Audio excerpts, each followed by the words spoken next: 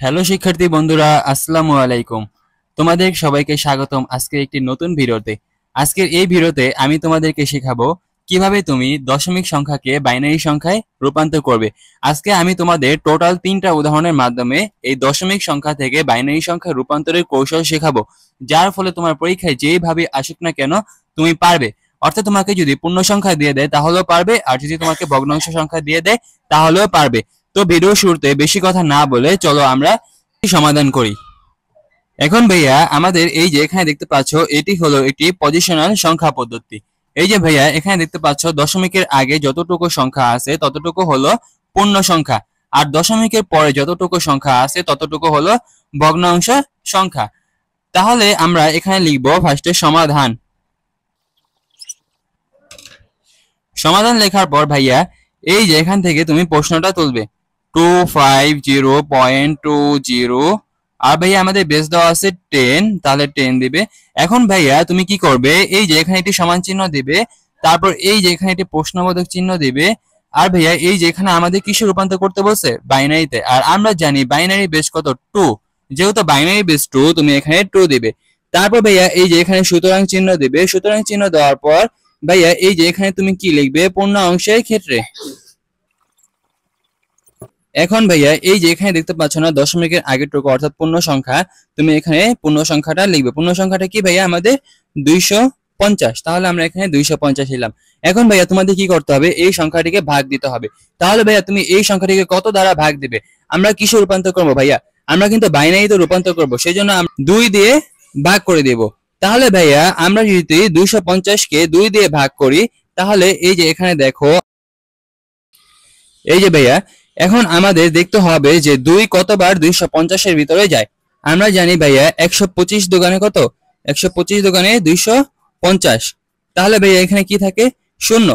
তারপর ভাইয়া আমরা এই যে এখানে ভাইয়া এটা কি, এটা হলো আমাদের ভাগফল, আর এই যে ভাইয়া দেখতে পাচ্ছ না 0, এটা হলো আমাদের ভাগশেষ। তাহলে আমরা ভাগফলটা কি করব, ভাগফলটা এখানে লিখবো 125। আর ভাইয়া এই যে এখানে টান দিয়ে তুমি এই যে ভাইয়া ভাগশেষ কত বেরিয়েছে, 0, তাহলে এখানে ভাগশেষটা লিখবে। লেখার পর ভাইয়া এই যে তুমি কি করবে, এই 2 ধারা আবারও তুমি 2 ধারা 125-কে ভাগ করবে।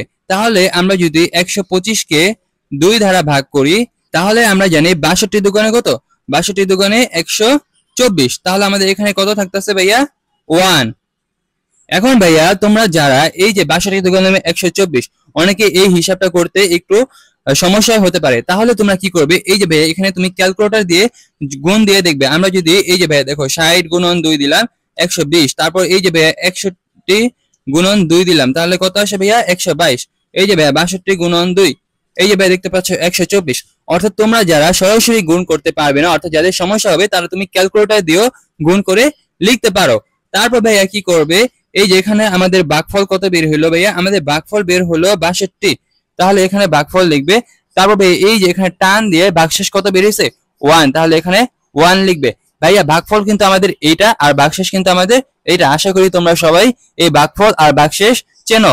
তারপর ভাইয়া এই যে এখন কি করবে, এই 62-কে তুমি আবার 2 ধারা ভাগ করবে। আমরা যদি 62-কে 2 ধারা ভাগ করি, আমরা জানি ভাইয়া 31 দোকানে কত, 31 দোকানে 62, তাহলে এখানে থাকতেছে 0।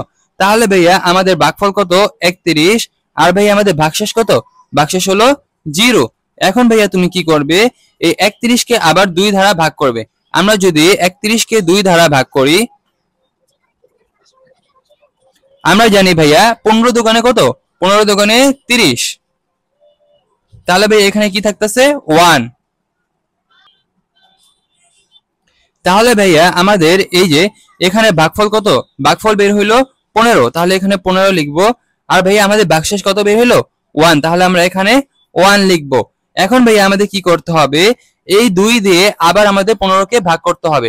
তাহলে আমরা যদি 2 দিয়ে 15-কে ভাগ করি, এই যে ভাইয়া আমি তোমাদের বোঝার সুবিধার্থে এখানে একটি দাগ টেনে নেই। আর ভাইয়া এই যে যখন তুমি ভাগ করবে তখন এখানে রাফ লিখে নিবে। তারপর ভাইয়া আমরা কি করব, এই যে 15-কে 2 ধারা ভাগ করব। ভাইয়া 7 দোকানে কত, 7 দোকানে 14, আর এখানে ভাইয়া বিয়োগ করলে কত থাকতেছে, 1। তাহলে আমাদের ভাইয়া ভাগফল কত, ভাগফল 7, আর ভাইয়া ভাগশেষ কত, ভাগশেষ 1। এখন ভাইয়া তোমার কি করতে হবে, এই 7-কে আবার তোমার 2 ধারা ভাগ করতে হবে। আমরা যদি 7 কে 2 দ্বারা ভাগ করি আমরা জানি 3 দুগুণে কত 6। তাহলে এখানে আমরা যদি বিয়োগ করি তাহলে কত থাকে 1। তাহলে আমাদের ভাগফল কত ভাইয়া? ভাগফল 3। আর ভাই আমরা কিন্তু 2 দ্বারা ভাগ করছিলাম সেজন্য আমরা এখানে 2 দিব। ভাই আমাদের ভাগফল কত বের হয়েছিল 3। আর ভাই আমাদের ভাগশেষ কত? ভাগশেষ হলো 1। এখন ভাই আমাদের কি করতে হবে? এই যে ভাই এখানে দেখতে পাচ্ছেন 3, এই 3 কে আবার আমাদের 2 দ্বারা ভাগ করতে হবে। তাহলে ভাইয়া আমরা যদি 3 কে 2 দ্বারা ভাগ করি আমরা জানি ভাইয়া 2 একে কত? 2 একে 2। তাহলে ভাইয়া আমরা যদি 3 থেকে 2 বিয়োগ করি তাহলে থাকতেছে 1। তাহলে ভাইয়া আমাদের ভাগফল কত? ভাগফল 1। আর ভাইয়া আমাদের ভাগশেষ কত? ভাগশেষও 1। এখন ভাইয়া তোমাদের কি করতে হবে? এই যে ভাইয়া এখন তুমি কি 1 দ্বারা 2 কে ভাগ করতে পারবে? যখন তোমার এরকম পজিশন আসবে তখন এখানে 0 দিবে আর ভাইয়া এই যে এখানে যে মানটা থাকবে সেই মানটা এখানে লিখে দিবে। তাহলে আমাদের এখানে কি আছে 1। তাহলে আমরা এখানে 1 লিখলাম। এখনো ভাইয়া তোমরা যারা এই যে ভাইয়া এখানে বুঝো নাই এখানে কিভাবে 0 হয়েছে আর এখানে কিভাবে 1 হয়েছে আমি তোমাদেরকে একটু উদাহরণের মাধ্যমে বোঝাই। এখানে ভাইয়া দেখতে পাচ্ছ 0। এখন ভাইয়া ধরো তোমার কাছে একটা আপেল আছে আর তোমার বন্ধু হলো 2 জন। এখন তুমি কি একটা আপেল তোমার 2 জন বন্ধুর মাঝে বিতরণ করতে পারবে? না, পারবে না। যেহেতু বিতরণ করতে পারোনি অর্থাৎ তুমি ওই আপেলটি কিন্তু কাউকেই দাওনি, তাহলে এখানে 0। আর ওই আপেলটি কিন্তু কাউকে দেয়নি, তোমার কাছে আছে। তোমার কাছে যেহেতু ওই একটি আপেল আছে সেজন্য আমরা এখানে 1 লিখেছি। তাহলে ভাই এই যে দেখো স্ক্রিনে আমি দিয়ে দিয়েছি, তোমরা যারা আমার কথাই বুঝতে পারোনি তারা এই স্ক্রিন থেকে ভিডিওটি একটু স্টপ করে পড়ে নিতে পারো, তাহলে আশা করি তুমি পুরো ক্লিয়ার হয়ে যাবে। এখন ভাইয়া আমরা জানি পূর্ণ সংখ্যার ক্ষেত্রে ভাইয়া এই যে ভাইয়া তোমাদের এমএসবি নিচে হয় আর এলএসবি কি উপরে হয়। এই যে ভাইয়া এখানে এমএসবি মানে কি মোস্ট সিগনিফিকেন্ট বিট আর এলএসবি মানে কি লাউয়েস্ট সিগনিফিকেন্ট বিট। তাহলে ভাইয়া আমরা যেহেতু এই যে ভাইয়া মোস্ট সিগনিফিকেন্ট বিট দেখতে পাচ্ছ তার মানে কি এই সংখ্যাগুলোর গুরুত্ব অধিক। তাহলে আমরা এই নিচের থেকে উপরের দিকে যাব। আমরা যদি নিচের থেকে উপরের দিকে যাই তাহলে হয় 1 1 1 1 1 1 1। তারপর এখানে কি 0 1 0 0 1 0। তাহলে ভাইয়া এটা কিসে ছিল? ডেসিমেলে অর্থাৎ দশমিকে ছিল। আমরা এটাকে কিসে রূপান্তর করলাম? বাইনারিতে। যেহেতু আমরা এটা বাইনারিতে রূপান্তর করলাম সেজন্য এখানে বাইনারি বেস 2 দিয়ে দিলাম। এখন ভাইয়া তোমাদের এই যে ভাইয়া এখানে তোমাদের প্রশ্নটা তুলতে হবে, অর্থাৎ আমাদের প্রশ্নটা এখানে কি ছিল? এই যে ভাইয়া 250। আমরা কিন্তু পূর্ণ সংখ্যা অর্থাৎ 250 এর বাইনারি মান নির্ণয় করেছি। তাহলে আমরা এখানে 250 10 অর্থাৎ এটা দশমিকে ছিল, আমরা বাইনারিতে রূপান্তর করলাম। এখন ভাইয়া আমাদের কি করতে হবে? এই যে দেখো আমাদের পূর্ণ অংশের কাজ শেষ, এখন আমাদের ভগ্নাংশের কাজ করতে হবে। ভগ্নাংশের কাজ আমরা কিভাবে করব? ভাইয়া তুমি মনে রাখবে পূর্ণ সংখ্যার সময় অর্থাৎ পূর্ণ অংশের সময় তুমি ভাগ করবে, আর ভাইয়া তুমি যখন ভগ্নাংশের কাজ করবে তখন তুমি গুণ করবে। ভগ্নাংশের সময় কি গুণ। তাহলে আমাদের এই যে ভাইয়া এখানে কি আছে 0.20 0.20 লিখে ভাইয়া এই যে ভাইয়া এভাবে তুমি দাগ দিবে, এই যে এভাবে দাগ দিবে। দাগ দিয়ে ভাইয়া এই যে এখানে লিখবে তুমি পূর্ণ সংখ্যা, আর ভাইয়া তুমি এখানে লিখবে ভগ্ন অংশ। তারপর ভাইয়া তুমি কি করবে? এই যে এখন ভাইয়া তোমাদের গুণ দিতে হবে। তুমি কত দ্বারা গুণ করবে ভাইয়া? তুমি এখানে 2 দ্বারা গুণ করবে, কারণ আমাদের এটা কিসে রূপান্তর করতে বলছে? দেখো এই যে আমাদের কিন্তু বাইনারিতে রূপান্তর করতে বলছে। আমরা জানি বাইনারি বেস 2, সেজন্য আমরা এখানে 2 দ্বারা গুণ করব। তাহলে ভাইয়া আমরা যদি 0.20 কে 2 দ্বারা গুণ করি 0.20 গুণন 2, এই যে ভাইয়া এখানে তুমি এসডি বাটনে একটি ক্লিক করবে। এই যে ভাইয়া দেখো কি আসছে 0.4। তাহলে ভাইয়া আমাদের এই যে দশমিকের আগে যে 0 দেখতে পাচ্ছ না, অর্থাৎ দশমিকের আগে যতটুকু থাকবে ততটুকু হলো পূর্ণ সংখ্যা। তাহলে আমরা পূর্ণ সংখ্যা এখানে বসাবো। আর ভাইয়া এই যে এখানে দেখতে পাচ্ছ না 0.4, এখানে ভাইয়া আমরা 0.4 লিখবো। এখন ভাইয়া আমাদের এই অঙ্কটা সাজানোর সুবিধার্থে আমরা এখানে একটি এক্সট্রা 0 দিব, কারণ ভাইয়া তুমি যদি দশমিকের পরে 1000টা 0 দাও তাহলে কি তার কোনো ভ্যালু থাকবে না। এখন ভাইয়া আমরা কি করব? এই যে ভাইয়া এখানে আবার 2 দিয়ে আমরা গুণ করে দিব। এখন ভাইয়া আমরা যদি 0.40 কে 2 দ্বারা গুণ করি কত আসে ভাইয়া? দেখতে পাচ্ছ 0.8 আসে। তাহলে আমাদের 0 হলো পূর্ণ সংখ্যা, আমরা এখানে 0.8 আর ভাইয়া এখানে একটি 0 দিয়ে দিব, কারণ আমরা দশমিকের পরে যতগুলো শূন্য দেই না কেন সেই শূন্যের কোনো ভ্যালু নেই। তারপর এই যে এখানে গুণন 2 দিব। তাহলে ভাইয়া আমরা যদি 0.80 কে 0.80 গুণন 2, এই যে ভাইয়া এখানে দেখো কি আসছে 1.6। তাহলে আমাদের দশমিকের এই যে দেখো ভাইয়া এই যে দেখো দশমিকের আগে 1 আছে, তার মানে আমাদের পূর্ণ সংখ্যা হলো 1। আর ভাই আমাদের দশমিক সহ যতটুকু আছে ততটুকু হলো ভগ্নাংশ সংখ্যা, তাহলে দশমিক সহ কত আছে 6। আর ভাইয়া আমরা এখানে অঙ্কটা সাজানোর সুবিধার্থে একটা 0 দিব। তারপর ভাইয়া এই 0.60 কে আবার আমরা 2 দ্বারা গুণ করব। 0.60 কে যদি আমরা 2 দ্বারা গুণ করি তাহলে কত আসে 0.60 গুণন 2। এই যে ভাই দেখতে পাচ্ছ 1.2 আসছে, তাহলে আমাদের এখানে পূর্ণ সংখ্যা কি 1। আর ভাই আমাদের এখানে ভগ্নাংশ সংখ্যা কি 0.2, তাহলে এখানে 0.2। আর ভাই আমরা এই অঙ্কটা সাজানোর সুবিধার্থে একটি 0 দিব, কারণ দশমিকের পরে তুমি হাজারো 0 দিলে সেই 0 কোনো ভ্যালু থাকে না। এখন ভাইয়া তোমরা একটা জিনিস খেয়াল করো, এই যে ভাইয়া দেখো আমরা যত গুণ করতেছি ততই কিন্তু আগেইতাছে, অর্থাৎ যত গুণ করতেছি ততই কিন্তু সামনের দিকে বাড়তেছে। যখন তুমি যতই গুণ দিবে অর্থাৎ সামনের দিকে বাড়বে, তখন তুমি 4টা বা 5টা স্টেপ করে অফ করে রাখবে। এখন ভাইয়া তোমাদের অনেক সময় দেখবে করতে করতে অনেক সময় 3 স্টেপের সময় এই যে ভাইয়া এখানে 0 আসবে। যখন তোমার এখানে 0 আসবে তুমি সেখানে থেমে যাবে। আর যদি দেখো যে এই যে ভাই আমাদের দেখতে পাচ্ছ যে আমরা যতই গুণ করতেছি ততই বাড়তেছে, যখন তুমি গুণ করবে আর বাড়তে থাকবে তখন তুমি নির্দিষ্ট অর্থাৎ 4টা বা 5টা স্টেপ করে তারপর অফ করে দিবে, তারপর ডট ডট ডট ডট দিয়ে লিখে দিবে। তাহলে আমরা এটাকে কি লিখতে পারি 0.20। এই যে ভাই দেখো আমাদের এটা কি ছিল 0.20, তাহলে আমরা এখানে নিতে পারি 0.20। আর ভাই আমাদের এটা কিসে ছিল ডেসিমেল অর্থাৎ দশমিকে, তাহলে এখানে দশমিকে বেস দিব।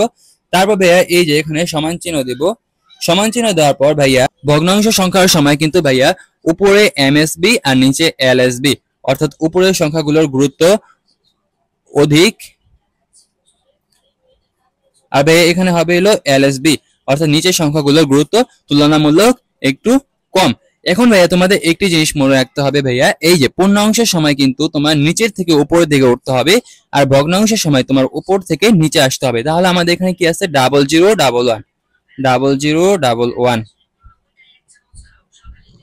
এখন ভাইয়া আমরা যদি আরো গুণ দিতাম তাহলে কিন্তু আমাদের বাড়তো, যেহেতু বাড়তো আমরা কিন্তু বাড়াইনি, সেজন্য এখানে আমরা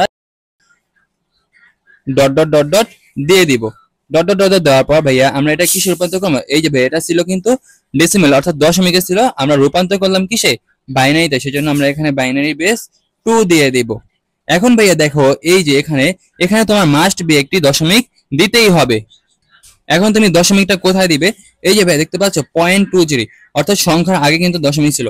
এখানেও তুমি যে অর্থাৎ মানগুলো নির্ণয় করবে, নির্ণয় করার আগে এই যে সংখ্যার আগে এটি ফার্স্ট একটি দশমিক দিয়ে দিবে। এই দশমিক কিন্তু ভাইয়া তোমাকে মাস্ট দিতেই হবে। তাহলে ভাইয়া আমরা এখন কিন্তু এই যে ভাইয়া পূর্ণ সংখ্যা এবং ভগ্নাংশ সংখ্যা দুটোটারই বাইনারি মান নির্ণয় করলাম। তাহলে আমরা এই যে এখানে নিচে লিখবো ফলাফল।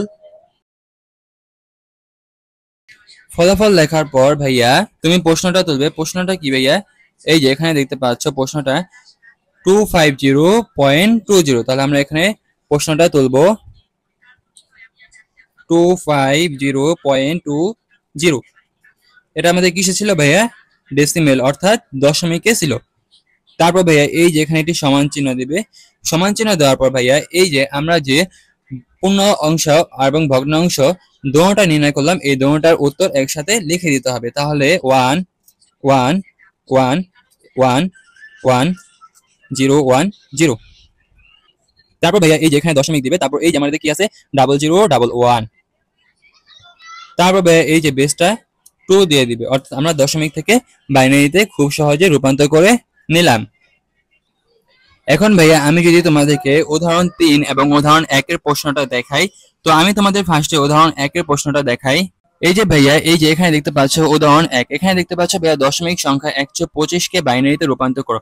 অর্থাৎ তোমাদের এখানে শুধু পূর্ণ অংশ দিছে, আর তোমরা যেন পূর্ণ অংশের সময় ভাগ করতে হয়। এই যে ভাই দেখতে পাচ্ছ আমি পূর্ণ অংশের সময় ভাগ করছি, আর এই যে ভাই এখানে রাফ, অর্থাৎ আমি তোমাদেরকে এটা সমাধান করে রেখেছি যাতে তোমাদেরকে একটু বুঝিয়ে দিতে পারি, আর যার ফলে সময় নষ্ট হবে না, কারণ আমি তোমাদেরকে উদাহরণ 2 এ অলরেডি সবকিছু বুঝিয়ে দিয়েছি, জাস্ট এখানে একটু দেখিয়ে দিব। তাহলে এখানে দেখতে পাচ্ছ পূর্ণ অংশের সময় ভাগ করতে হয়। তাহলে আমরা প্রথমে 125 কে 2 দ্বারা ভাগ করছি, এখানে ভাগফল বের হয়েছে 62, 62 লিখছি, ভাগশেষ বের হয়েছে 1 1 লিখছি। তারপর ভাইয়া আমরা এই 62 কে আবার 2 দ্বারা ভাগ করছি, তাহলে ভাগফল বের হয়েছে 31 আর ভাগশেষ বের হয়েছে 0। তারপর ভাইয়া আমরা 31 কে আবার 2 দ্বারা ভাগ করছি, 31 কে 2 দ্বারা ভাগ করলে ভাগফল বের হয়েছে 15 আর ভাগশেষ বের হয়েছে 1। তারপর ভাইয়া আমরা এই 15 কে আবার 2 দ্বারা ভাগ করছি, তাহলে ভাগফল বের হয়েছে 7 এবং ভাগশেষ বের হয়েছে 1, তাহলে এখানে 7 আর 1 লিখছি।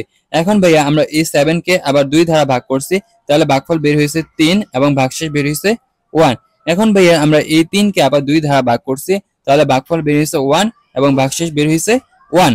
তারপর ভাইয়া এই যে এখানে তুমি কি এই 1 কে 2 দ্বারা ভাগ করতে পারবে? না, পারবে না। যেহেতু তুমি ছোট সংখ্যা দ্বারা বড় সংখ্যাকে ভাগ করতে পারবে না, সেজন্য এখানে 0 আর এই 1 এখানে নেমে গেছে, অর্থাৎ এই যে ভাইয়া এই 1টা এখানে নেমে গেছে।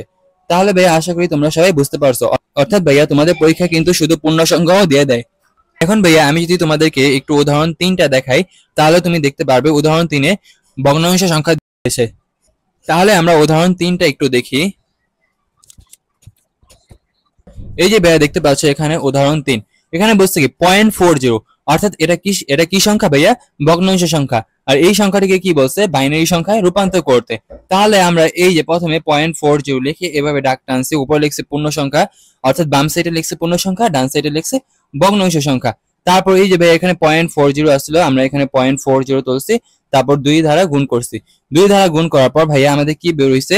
এই যে দেখো, আমরা যদি 0.40 কে 2 দ্বারা গুণ করি, 0.40 গুণন 2, এই যে ভাইয়া দেখো কি বেরিয়েছে? 0.8।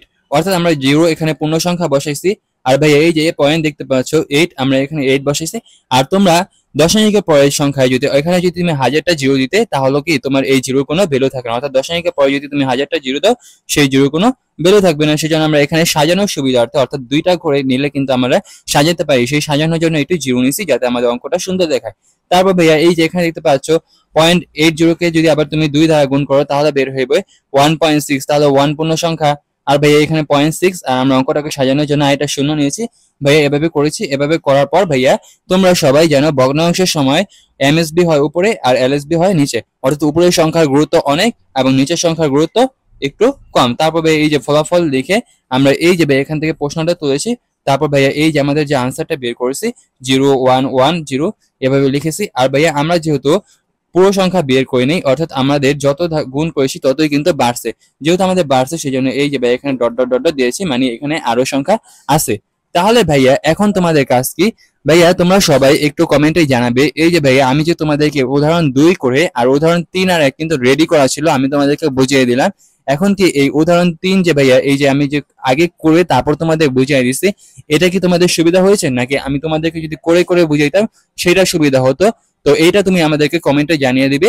আমরা পরবর্তী ভিডিওতে তোমাদের কমেন্টের মতামত নিয়ে আমি ভিডিও তৈরি করব। তো এক্ষেত্রে একটাই কথা, তোমরা কিন্তু উদাহরণ দিয়ে কিন্তু আমি ফার্স্টে কিন্তু তোমাদের পুরোটা এক্সপ্লেন করছি, অর্থাৎ পুরোটা ভেঙে ভেঙে করাইছি। আর এখানে তোমাদের একটু বুঝিয়ে দিয়েছি, যার ফলে তোমার পরীক্ষায় যদি আসে তুমি যাতে করতে পারো। অর্থাৎ তোমার পরীক্ষায় তো আসলে তুমি করতে তো পারবে, অর্থাৎ কতটুকু করবে সেটা দেখানোর জন্য আমি এভাবে একটু তোমাদেরকে এক্সপ্লেন করে দেখিয়ে দিলাম। তাহলে এটাই তুমি আমাদেরকে কমেন্টে জানাবে। তাহলে আজকের ভিডিও এই পর্যন্তই। সবাই সুস্থতা কামনা করে আজকের এই ভিডিও থেকে এখানেই বিদায় নিচ্ছি। সবাই সুস্থ থাকবে, ভালো থাকবে। আল্লাহ হাফেজ।